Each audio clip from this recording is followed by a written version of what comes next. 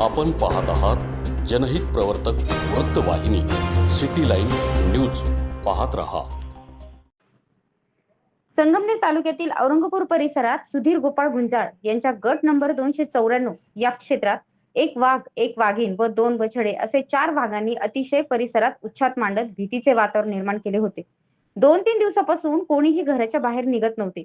येथील ग्रामस्थ राजेंद्र अरगडे यांनी बिबट्यास पकडण्यासाठी पालकमंत्री राधाकृष्ण विखे पाटील व भाजपा उपाध्यक्ष डॉक्टर सुजय विखे पाटील तसेच वन अधिकारी यांच्याकडे पिंजरा मिळवण्याची मागणी केली होती.